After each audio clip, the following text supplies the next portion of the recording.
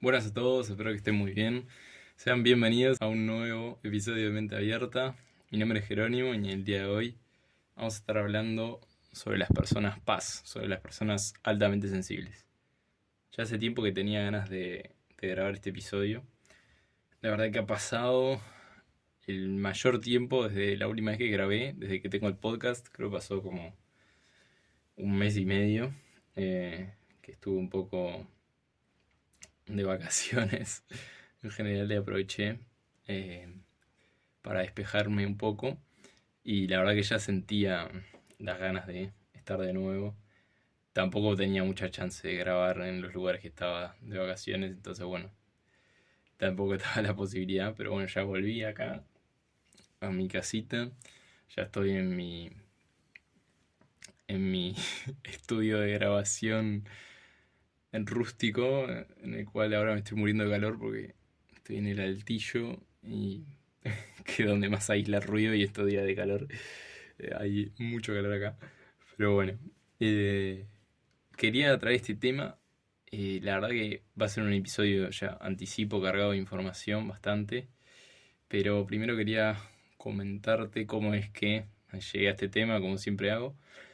Em, Creo que ya he comentado en algún episodio que por ahí en mi experiencia personal siempre había sentido o me había sentido distinto al resto en algunas cosas. Y una de las cosas era que yo notaba que era como bastante sensible a algunas cosas. Y es más, o sea, había gente que me decía, no, pero lo que pasa es que sos como muy sensible a determinadas cosas. Y yo decía, bueno, está, rasgo de personalidad, ¿no? El ser sensible. Pero después me vengo a enterar hace poco eh, algo que me voló un poco la cabeza, que es las personas paz, o sea, personas altamente sensibles. Que todo surge a partir de Elaine Aron, que fue una psicóloga, una doctora en psicología, que desarrolló una investigación sobre este rasgo de personalidad. O sea, antes era más que nada, se comentaba, ¿no? Como se dice, en general, eso es sensible, no sé qué, pero nunca se había estudiado a fondo. Había quedado por ahí abierto a la interpretación, ¿no? De que era sensible y no estaba estudiado en la población cuántas personas tenían este rasgo, ni qué implicaba exactamente ser sensible. Y bueno, y esta doctora en psicología lo que hizo fue, bueno, vamos a investigar este rasgo a fondo de personalidad y vamos a darle a las personas herramientas para conocer su propio rasgo de personalidad y cómo pueden explotarlo al máximo, por así decirlo, y también, bueno, todo lo que implica cómo entenderlo, que es lo principal, yo creo que de todo esto que surgió ahora, es entender qué es lo que significa.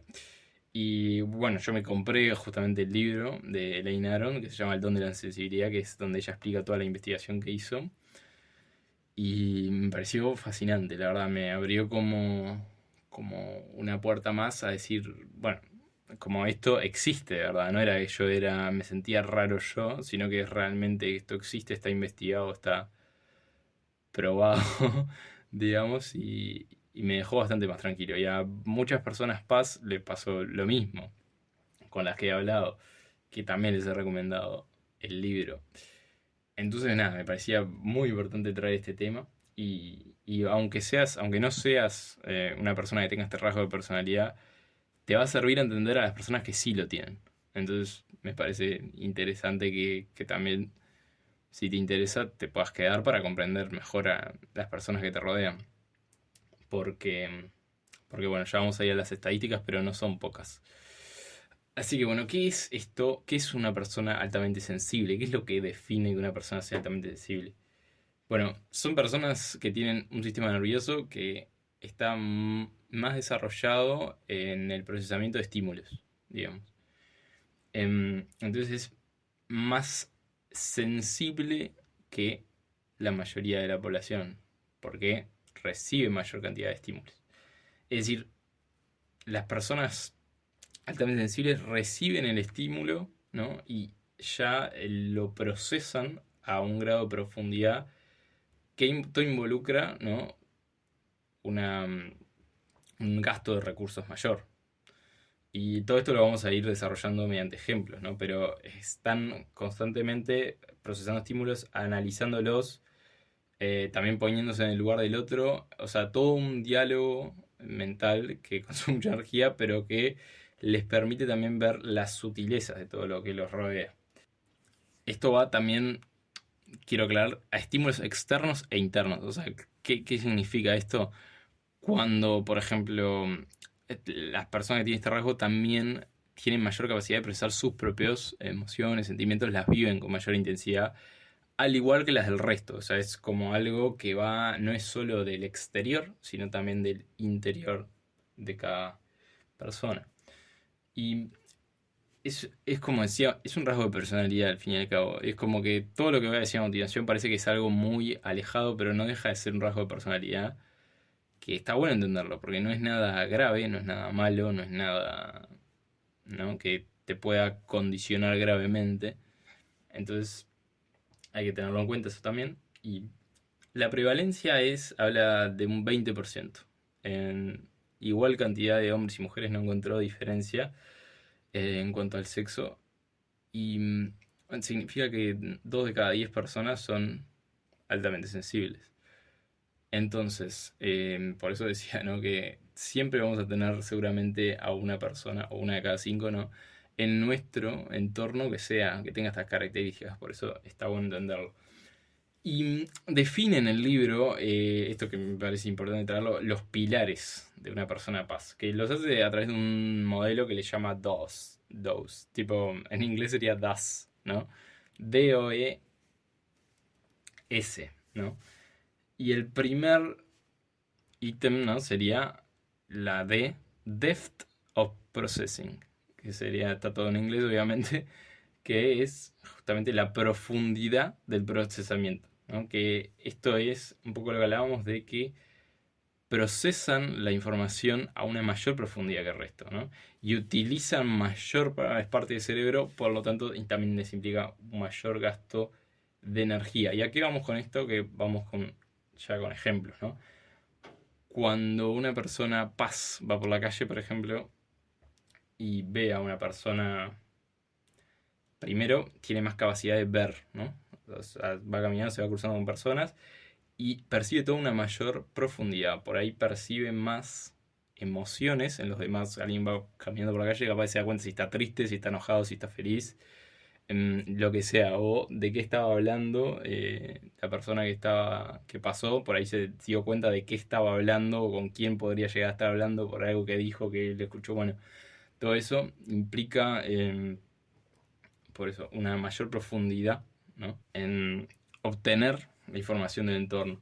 Y después está el otro pilar que es overstimulation, que sería sobreestimulación, que ya vamos a ir un poco a esto, pero es esto de que experimentan en determinados lugares, contextos, grados de sobreestimulación o saturación sensorial, digamos. Es como decir que hay una gran variedad de estímulos en el entorno, en un determinado entorno, y este tipo de personas se sobreestimulan. Es como que algo así como que se les acaba la energía. Porque claro, al implicar un gasto de recursos de energía grande, para estar pendiente a todos los estímulos del entorno, porque no es que la persona con este rasgo puede elegir de, no escucho este ruido, o no proceso la emoción de esta persona, o no escucho lo que está diciendo esta persona, y, o sea, no pueden elegir estas personas a qué, no pueden ignorar, sino porque todo el procesamiento se está dando en su cerebro y no pueden elegir. Entonces, esto es lo que se da, que llega a un punto que se da la sobreestimulación. Y bueno, ahí vamos a hablar un poco más adelante de cómo se maneja esta sobreestimulación, pero por poner, ahora pongo mi caso personal, que yo no entendía, por ejemplo, antes por qué me pasaba que en determinado, bueno, boliches, como decimos acá, el término rioplatense, que sería, para los que me escuchan en otros países, sería antros, discotecas, porque llegaba a un punto de que estaba como que no me sentía del todo bien en cierto momento. Y bueno, después cuando aprendí todo esto dije, ah, bueno, acá me cierra un poco más. Porque claro, es, existe, ¿no? En estos ambientes, por ejemplo, ¿no? Un ejemplo, El tema del el ruido muy fuerte, o sea, la música muy fuerte, es una fuente de estimulación importante. La multitud de gente, o sea, una variedad de todas charlas cortadas, entrecortadas, ruidos, emociones que suceden, personas que, yo qué sé, que gritan que están felices, otras que están todo lo opuesto. Em, Todo eso hace que produzca una sobreestimulación que, bueno, este tipo de personas que tienen este rasgo lo tienen que aprender a manejar de una manera que no se convierta en perjudicial, pero ya de por sí no es los ambientes más adecuados para ellas, o lo tienen que manejar de repente de otra manera. Y con esto, acá, por ejemplo, por ahí puse un ejemplo personal, pero no significa que todas las personas paz sufran la misma cosa, ¿no? Por ahí hay personas que paz que toleran mucho mejor el ruido, pero son como mucho más, como viven mucho más intensamente las emociones, digamos, ¿no? Y por ahí les cuesta mucho más todo lo que tiene que ver cuando entran en un estado negativo. Les cuesta mucho más, lo sienten mucho, lloran mucho, o se ponen muy mal, les cuesta como salir, sienten mucho en profundidad en ese aspecto. Y quizás por ahí saben a bailar y no tienen ningún problema con el ruido y con lo demás. Entonces es como también es, cada caso personal varía, pero que está bueno entender la amplia variedad del rasgo para entender mejor, ¿no? Bueno, entonces estábamos con el segundo pilar, ¿no? Que era overstimulation, y tenemos el tercero que es emotional reactivity, que vendría a ser justamente esta reactividad emocional, que es un poco lo que hablaba recién. O sea, cuando se presenta una experiencia negativa, las personas paz suelen vivirla con mucha más intensidad que el resto de las personas. Entonces, lo que pasa ahí es que por ahí se toman muy a pecho, digamos, algunas cosas. Es como este tema de que la emoción es tan fuerte que por ahí en algunos puntos es como que tienen que también tomarse una pausa para salir de ese estado, separarse la emoción, pero al sentirla tan fuerte en primer lugar, también como que les cuesta un poquito ese proceso de soltar la emoción. Y todo esto tiene que ver también con los altos niveles de empatía. Entonces, por ahí, si ven a una persona, como mencionaba, ¿no? En el caso anterior, una persona que está llorando en la calle, por ahí, no sé, otra persona no pasa por ahí y se va, está llorando, como le ha pasado algo y está, chau. O sea, como no lo siente tanto, pero por ahí una persona paz ve a una persona que está llorando y por ahí pasa y ya le entra como una emoción, ¿no? Una emoción en el cuerpo, de sentir en el cuerpo algo que corresponde con ese estado de esa persona. O sea, o le pone mal, realmente le dejan en un estado mal ver a una persona que está mal. Y a un nivel mucho más profundo. Entonces es interesante empezar a comprender estas cosas. Luego, como cuarto pilar, tenemos, cuarto y último, sensing the subtle, que sería como la sensibilidad a lo sutil. Que esto tiene más que nada que ver con los cambios del entorno. Es como esto de que, bueno, ella también menciona en el libro como varios casos, pero tema mudanzas, tema cambio de, no sé, lugar de estudio, lugar de trabajo, ir a un lugar que no fueron nunca, por ejemplo, un lugar que es nuevo para este tipo de personas, o todo eso, tienen como mucha más dificultad para adaptarse a eso. Porque acordémonos que el procesamiento de estímulos es más alto, por lo tanto, si van a un lugar nuevo, van a tener que procesar todo estímulos nuevos. Entonces también les requiere este gasto de energía que hablamos, que luego hablaremos cómo diferenciamos de la ansiedad y eso que también lo explica ella.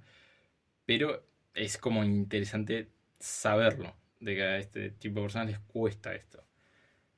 Y también justo me vino a la cabeza, y para no dejarlo, ella menciona, por ejemplo, en el caso de, porque ella se dedicó también a tratar con este tipo de personas, y que en el caso de una de sus consultantes le decía, se había puesto muy mal, por ejemplo, en un velorio de alguien, y se había puesto a llorar como muy intensamente, como que no podía parar. Y eso entraría en la categoría de emotional reactivity, que fue la que vimos anteriormente, ¿no? Esta reactividad emocional, que era la anterior, que ahora me acordé, ¿no?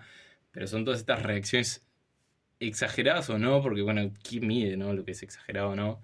Pero claro, que por ahí el común de la población no las tiene. Además somos una población que por ahí tiene a reprimir más las emociones. Entonces, estas personas es como un poco que rompen ese molde. Estamos hablando de esto de la dificultad de los cambios y de la sensibilidad a todo tipo de estímulos. O sea, estamos hablando que también son sensibles al dolor, ¿no? A lo emocional, a lo físico, a todo. Y esto está interesante también, que también menciona en el libro ella, que como los médicos por ahí tienen como, con las personas paz, tienen como cierta riña, porque las personas que tienen esta sensibilidad, por ahí sienten cosas que es como tan sutil, la sensación del cuerpo, un dolor, que el médico piensa por ahí que no tenés nada, andate para tu casa, ¿no? Es como un poco eso lo que ella plantea y que sucede eso. Pero, y que también esas personas se sienten incomprendidas y claro, cómo se gestiona eso al fin y al cabo, ¿no? Y bueno, también hablábamos de esta dificultad de todo lo que tenga que ver con las luces muy fuertes y los sonidos muy fuertes, y olores, todo lo que tenga que ver con los cinco, cinco sentidos, es como se les hace más difícil soportar estados de malestar también. O sea, son capaces de quizás tener estados de felicidad como muy grandes y vivir cosas muy intensas, y esa es como la ventaja también. Pero también del otro lado, del lado del dolor, del lado de los conflictos emocionales, todo eso lo tienden a vivir, lo tienden a vivir con mucha mayor intensidad. Y también está también este tema de retirarse, ¿no? Cuando han pasado por un periodo de estimulación alto, necesitan retirarse en soledad para como bajar un poco esa estimulación y encontrarse con ellas mismas, como bajar un poquito la pelota, digamos. Luego, todo lo que tiene que ver con varias cosas a la vez, como que no funcionan muy bien, o sea, todo lo que tiene que ver en el multitasking y todo eso, es difícil que puedan mantener todo eso, porque claro, como siempre decimos, hay mucho más estímulos en este tipo de personas, por eso también les cuesta más concentrarse, porque tiene mucho más estímulos del exterior. Los casos, digo, están a la vista, y bueno, si sos una persona paz sabrás, pero no sé, yo cuando lo descubrí así, de grande, todo, de grande y no tan grande, pero ya era como aceptarlo. Después cuando descubrí esto dije, wow. Pero como estudiaba, por ejemplo, como estudio, tengo preciso como el silencio absoluto de los absolutos. Y es como que cualquier voz, aunque sea lejos de un vecino, ya me distrae, ya me saca de eso. Y todo así, es que entonces es como muy eh, complejo porque la mayoría de veces no se dan esas condiciones de poder estar uno en silencio, estudiando, haciendo lo que quiera. Es mucho más difícil concentrarse con ruidos y todo, y eso le pasa a todo el mundo, pero a las personas paz le pasan mayor intensidad porque perciben por ahí estímulos que son muchísimo más sutiles y se distraen con cosas muchísimo más sutiles. Luego, también este tema de que hiperempatizan con los demás. Como que este desgaste por empatía que tienen. Como que a veces empatizan tanto que viven las propias emociones de los demás y se hacen un mal también a ellas mismas. Por eso el aprender a gestionar este tipo de cosas. En general son personas que tienen como una sensibilidad, por eso en este podcast creo que va a haber más de una, eh, a todo lo que tiene que ver con el arte, con la espiritualidad, con todo lo que por ahí se lleva más a la naturaleza, a todo eso, ¿no? Que siempre hablamos, a todo un mundo con mayor contacto con algo superior, mayor paz, diría yo, de la paz con Z, ¿no? Y es como que también tienen eso. Y tienen todo este cuestionamiento, ¿no? De las cosas, de por qué las cosas son como son, por qué suceden cosas horribles en el mundo, cuál es el propósito de la vida, la vida tiene sentido, no tiene sentido, todo lo que tenga que ver con desarrollo personal, con psicología, con, con espiritualidad, con todo eso.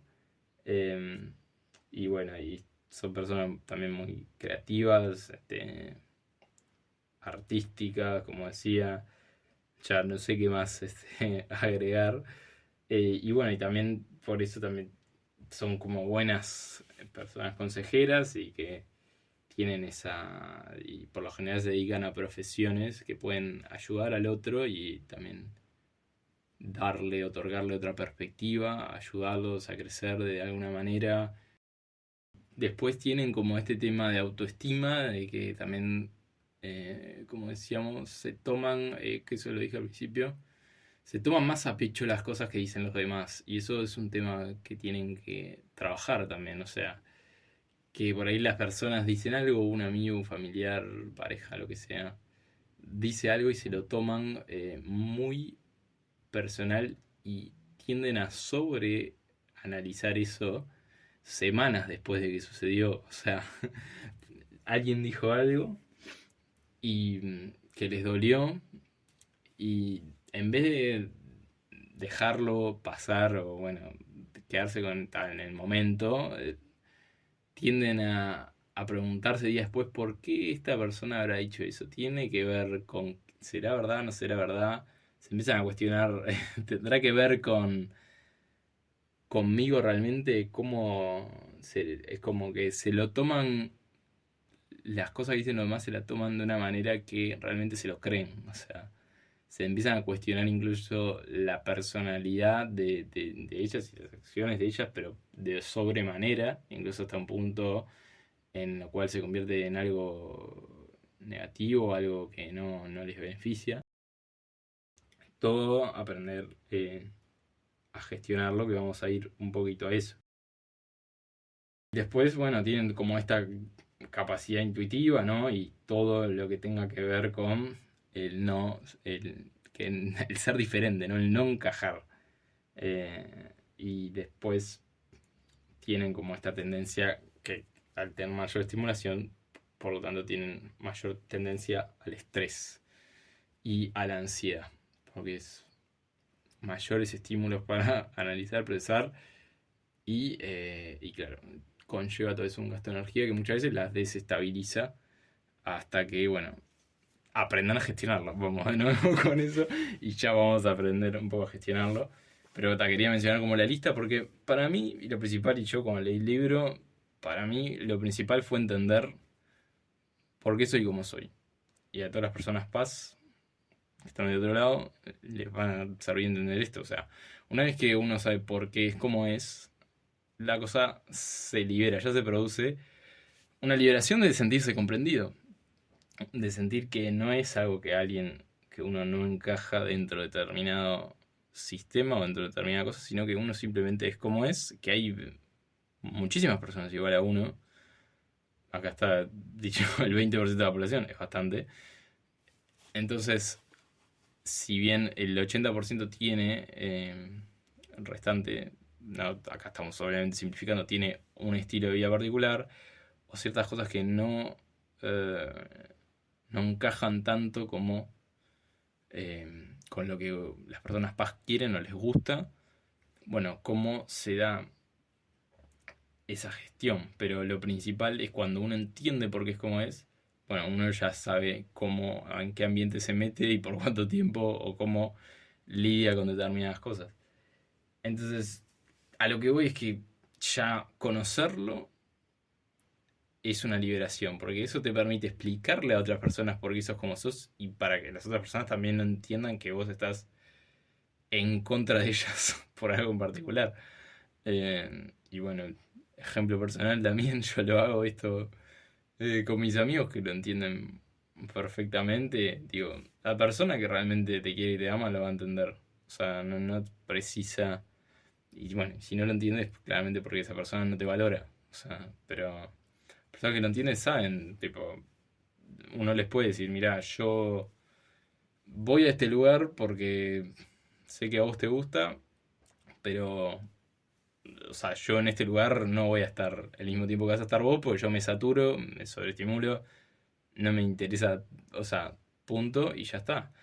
Y no te tomes personal que me vaya porque no tiene nada que ver contigo, es el lugar de ambiente. Bueno, eso es un poco el trabajo también de las personas paz, en el sentido de explicarle a su entorno por qué son como son y las cosas que ellas precisan o hacer o no hacer, va un poco por ese lado. Y también el saber esto de que no es que seas raro, rara ni incomprendido, ¿no? Es como algo común, que no parece tan común, pero es bastante. Y después, también lo que habla en el libro que es interesante, que no vamos a tener tiempo obviamente en este episodio, pero es el tema de reestructurar la infancia. Esto es muy interesante, que es como las vivencias, que como siempre vivimos en la infancia y nos marcan, otorgarles el ojo o la perspectiva de yo era una persona paz, ¿no? Entonces viví cosas en mi infancia que por ahí le di una importancia totalmente excesiva y mucho más de la cuenta de lo que realmente son o eran, ¿no? Y esto sirve para cambiar la perspectiva de los hechos más traumáticos, digámosle, en alguna persona, y para ahí hechos que nos marcaron personalmente, cómo cambiamos y transformamos esos hechos sabiendo que somos de este modo. Porque no es lo mismo, y a veces a mí me ha pasado también, yendo esto, que empezaba a mirar para atrás y decía, claro, ahora entiendo por qué toda esta cosa que decía, no puedo seguir, digamos, repitiendo el mismo ciclo de experiencias que me marcaron o que fueron muy difíciles para mí, que me vuelven y que me vuelven y que me vuelven a la cabeza. Porque, aparte, viéndolo de afuera y con mirada de adulto, ahora me parecen una estupidez, pero en ese momento me pareció como el fin del mundo. Y eso también está interesante entenderlo desde el rasgo de uno, porque ahí uno puede empezar a decir, bueno, yo era de este modo por determinadas características propias mías, y ahora entiendo y puedo entender por qué viví eso de esa manera en ese momento. Eso también es la aceptación propia de uno mismo y lo puedo entender mejor. Y luego, un poco seguimos, ¿no? Con estas, algunos tips, ¿no? de gestión. El establecer una rutina de vida que no conduzca a la sobreestimulación. Y esto es interesante planteárselo. ¿Por qué ambiente, siendo como soy, me estoy vinculando? ¿En qué ambientes me estoy vinculando? ¿Y qué vida estoy llevando? Porque soy una persona que requiere determinadas cosas para ser feliz, para estar bien, para estar en paz. Entonces, ¿cómo es mi vida? ¿Cómo es mi rutina? Si estoy en un lugar que estoy constantemente sobreestimulado, si trabajo, bueno, seguimos con el ejemplo de la discoteca, pero puede ser otro lugar y soy una persona paz, bueno, ahí puede ser que haya algo raro ahí, ¿no? Pero a ver, si estoy bien trabajando ahí no pasa nada, pero esos lugares que por ahí me rechinan, y ahora puedo entender por qué me rechinan, puedo decir, bueno, capaz que este lugar no está tan bueno porque, mira, no tengo naturaleza, tengo mucho ruido afuera, tengo personas que no están para nada bien alrededor mío y me desgasta la empatía. Bueno, todo eso da la pauta de cuando uno tiene que hacer un cambio de ambiente o de vida, de rutina de vida, de los hábitos que lleva a cabo. Entonces, por supuesto, también habla de esto que no va del tiempo, pero el tema del sueño, una persona paz necesita más horas de sueño que la mayoría, porque tiene que descansar de mayor gasto de energía durante el día, todo tipo de cosas, la vida saludable, todo lo que tenga que ver con la prevención de todo, de bajar un poco a tierra todo, o sea, básicamente todo lo que le pueda dar la mayor paz posible para luego enfrentar la estimulación normal del día. También como ella da esta recomendación de entablar relaciones sociales con otras personas paz, ¿no? Y es interesante para empezar a vincularse dentro de la misma, entre comillas, tribu. O sea, si por ahí la mayoría de mi entorno no me entiende, bueno, ¿por qué no me empiezo a vincular con personas que puedan estar más afín a lo que a mí me gusta, a la naturaleza, a la espiritualidad, lo que te guste como persona paz, al arte puede ser, bueno. Y bueno, ahí van cada uno, ¿no? Cómo encuentra sus ambientes y se vincula. Y esto no es tampoco tema de, las personas que son no paz, que las dejamos afuera, no, por supuesto que no. Y a las personas no paz es un poco lo que decía antes de explicarles cómo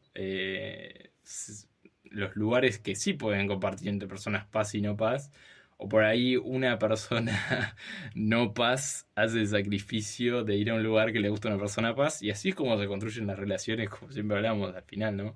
Siempre uno tiene que dejar algo que le gusta por el otro, o sea, a veces es muy difícil coincidir en todo en general. Y algo que también me pareció muy importante es esto de distinguir entre la ansiedad y la sobreestimulación. Esto es clave. Y esto se está evolucionando mucho en psicología y yo creo que esto en el futuro va a tener como algo muy diferente en el tema de cómo diagnosticamos ansiedad y sobreestimulación. Y esto personalmente, bueno, ya veo que se me alarga como siempre el episodio. Eh, a mí me tocó bastante esto, porque también me ayudó a ver todo lo que había comentado de la ansiedad desde otro punto de vista. Y me di cuenta que a veces no era que yo tenía ansiedad, sino que estaba sobreestimulado, que es algo muy diferente. Y claro, ahí te cambia un poco, o sea, bastantes cosas. O sea, uno a veces se da cuenta que no era que uno tenía miedo a otras cosas o todo le generaba ansiedad, sino que estaba en un entorno en el cual estaba sobreestimulado y generaba una mayor activación. Entonces, claro, al estar constantemente en esa activación y no pudiendo salir de ese entorno, es lógico que aparezca un trastorno de ansiedad, porque es como el miedo a en el futuro volver a evitar esa situación que me dio mucha sobreestimulación, ¿no? Es como algo para tener muy en cuenta y decir, bueno, acá, ¿qué es lo que estoy? ¿Estoy ansioso porque tengo miedo a tal cosa o estoy sobreestimulado? Es algo muy diferente y hay que empezar a tenerlo en cuenta y también por profesionales de la salud, obviamente.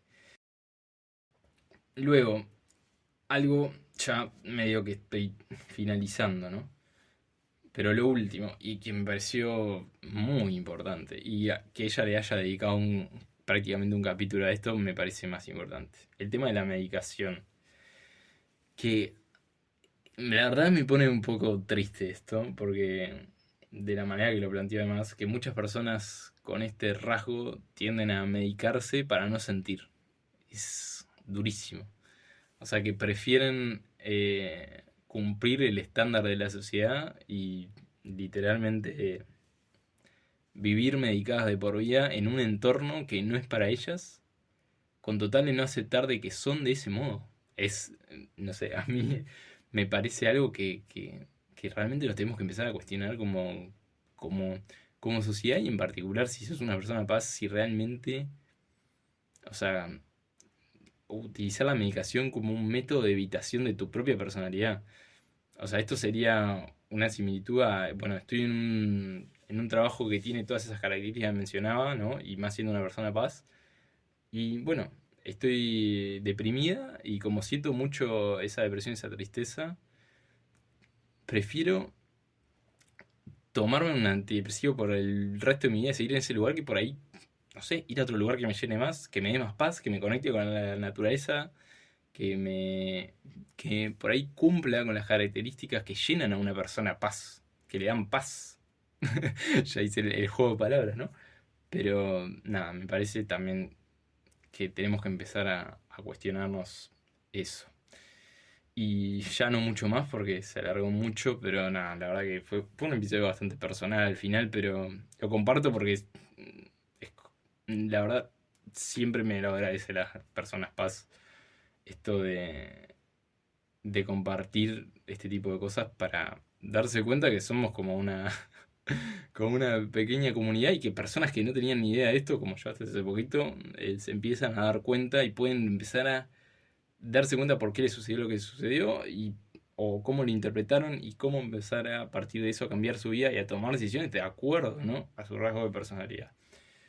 y vivir más en paz con Z, que es lo principal.